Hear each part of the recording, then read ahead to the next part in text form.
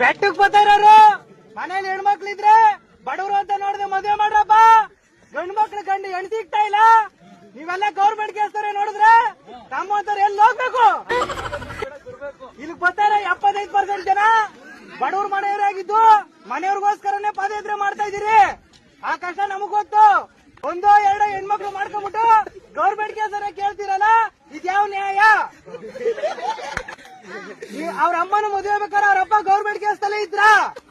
ಇದು ಕೇಳಿದ್ರು ಉಗಿದ ಇಡ್ತಾರಲ್ಲ, ಗೌರ್ಮೆಂಟ್ ಕೆಲಸ ಇಲ್ಲ ಅಂತ.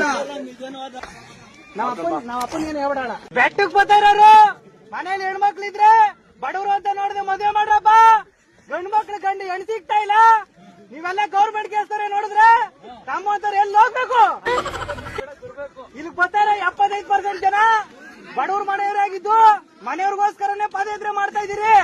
ಆ ಕಷ್ಟ ನಮಗ್ ಗೊತ್ತು. ಒಂದೋ ಎರಡೋ ಹೆಣ್ಮಕ್ಳು ಮಾಡ್ಕೊಂಡ್ಬಿಟ್ಟು ಗೌರ್ಮೆಂಟ್ ಕೆಲಸ ಕೇಳ್ತೀರಲ್ಲ, ಇದ್ಯಾವ ನ್ಯಾಯ? ಅವ್ರ ಅಮ್ಮನ ಮದುವೆ ಬೇಕಾದ್ರೆ ಅವ್ರ ಅಪ್ಪ ಗೌರ್ಮೆಂಟ್ ಕೆಲಸದಲ್ಲೇ ಇದ್ರ? ಇದು ಕೇಳಿದ್ರು ಉಗಿದ ಇಡ್ತಾರಲ್ಲ, ಗೌರ್ಮೆಂಟ್ ಕೆಲಸ ಇಲ್ಲ ಅಂತ. ನಾವಪ್ಪನ ಏನು ಹೇಳ್ಬಿಡೋಣ.